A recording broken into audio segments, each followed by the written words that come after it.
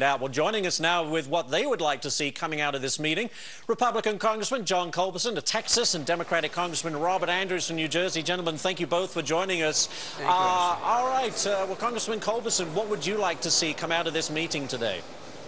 Well, as a constitutional conservative, I understand that the money does not belong to the government. It's not our money to compromise with. So we want, as fiscal conservatives, no one's tax rates to go up. Again, we are facing, as you said in the lead-in to this report, the biggest tax increase in American history. It's already November 30th. The IRS is preparing their tax forms. People need to be able to plan for the upcoming year. This is an urgent priority for the Congress to get together arm in arm and pass legislation that would prevent anyone's taxes from going up. In order to ensure that the economy grows, let's make sure people keep their own money to invest, save, and create jobs. They'll do a far better job with the money than the government. Well, on that point, Congressman Andrews, why should the government get our money? How can you raise taxes in this type of economic environment? Well, I think one of the other questions is can we continue borrowing 38% of the federal budget from the Chinese and others? But let me make a prediction. I do think John's right that we need stability right now. People do need to plan on the tax code, make their business and family plans for the next couple of years. And I think we'll have a compromise before the Christmas holiday comes along. If I had to predict, I think it will be a 2-year extension of all existing rates for all Americans. Frankly, that's not my personal point of view, but I think that's where the compromise is going. Well, talking compromise, what compromise do you think, Congressman Andrews, there could be with regard to the Bush tax cuts that you could live with? Well, here's what I would support. I would support a lower capital gains rate for all investors at every income level. I would keep the ordinary income rates where they are now for people under $250,000. I'd have the ordinary income rates go up for the top 5%, but I would have lower capital gains rates for that top 5%. So if they invest in job creation, there's benefit for the whole country. That's my own personal view. That's what I don't think that will be the compromise, though, this month. I think we'll see probably a 2-year extension of the present rates for everyone. Do you agree good with news for everyone? You think that's good news, Senator Culberson? Congressman Culberson. Also, let me just get into the spending cuts issue. Spending cuts alone, to your point, won't be balancing the budget anytime soon. So where else do we find the money to tackle the federal deficit? Well, right now, first of all, I think it's important that you've got Rob Andrews, who is a well-respected member of the House, well-respected within his caucus and throughout the membership, has just pointed out that he believes the compromise is going to be to keep everyone's tax rates at current levels for 2 years. And, Rob, that's a great compromise. I think that's where we need to be as a Congress. And if that can be done quickly, that's good news for the American economy and for the American taxpayer. And on the spending level, as a member of the Appropriations Committee, I'll be a chairman of a subcommittee in January, I'm prepared immediately to move through my subcommittee to cut spending levels dramatically. I'd like to see us move back as a starting point to 2008 levels. I think we need to make all of these agencies justify their budgets from the bottom up, essentially zero-based budgeting, as we have done in Texas for many years, and do everything we can as a Congress to cut discretionary spending as far as humanly possible. Right. And that's critical. Cut taxes, cut spending in order to grow the economy and get us back on track to a balanced budget. Actually, I think that the biggest story of the day is the story tomorrow.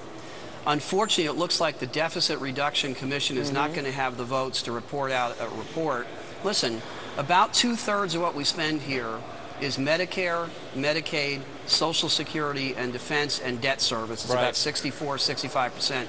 If you don't address those concerns, John's right, discretionary needs to be addressed, but 2/3 of the money is in those categories, and there's a serious proposal that Alan Simpson and Erskine Bowles have put forward. Right. I hope we get a vote on it in the Congress, because I think we need to.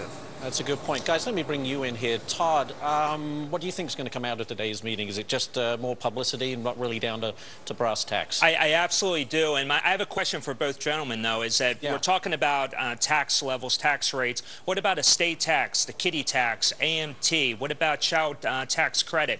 Or when we're talking about a compromise of extending these for 2 years, you must be giving up something. I mean, will we also be looking at the death tax being extended? I think that you'll see the state tax will be extended with the present exemption levels. It won't fall all the way back to the 2001 levels at the same rates as part of that 2-year compromise. That's what I think we'll get. And I think, Rob, I'm delighted to hear Rob say that. It is the message the country sent us in the election was overwhelmingly in favor of spending cuts, tax cuts. Let's make sure we grow the economy and create jobs. The country is very concerned about the levels of deficit spending, and I think that Rob's right. That is the direction that I think that Congress will go in keeping everyone's tax rates the same. I hope it's a permanent extension, Rob, but if we can get 2 years, I think that's a good compromise. That's a debate we're going to have about, but I think one thing John said at the beginning is very true. I think that businesses and families that are planning to invest or not invest in the next 24 months need to have some certainty. And it's our job to give them that certainty. I think we should do it sooner rather than later. Ultimately, I think wherever 60 senators go is where this is going to be. And if I can count votes in the Senate, I think there's 60 votes for a 2-year extension. I think that's right, because many of those senators are up for re-election in 2 years. They saw the result of the election this time and are obviously concerned about it. And it's a reasonable position that Rob has pointed out, that we, at an absolute minimum, need to extend these current tax rates for 2 years. Guys, let me just jump in here real quick. The 2012 election, for that to be one of the questions for the voters to decide. Yeah, right, that's right. Guys, they're getting along so well. I hope this is an indication of what's going on inside. Make sure it spreads to the rest of Congress. Is that what it is? You guys do get along, I can see. Kimberly, let me get your thoughts on this. Well, based on what the Congressman has told us, is that encouraging? Absolutely. But the conversation that we've just witnessed between these two gentlemen seems like they get it. I hope everybody else gets it, because I think it really should be a no-brainer at this point to extend. There are many more members who have this kind of ability to compromise. You know, the media does cover the crashes at the NASCAR races, so they cover the disputes here. There's a lot more agreement here than people think, and I do think people of goodwill like John can get things done. That's true. And hey, Rob and I both have teenage daughters, you know, so we both have a lot in common. We're both interested in cracking down on dating across the country.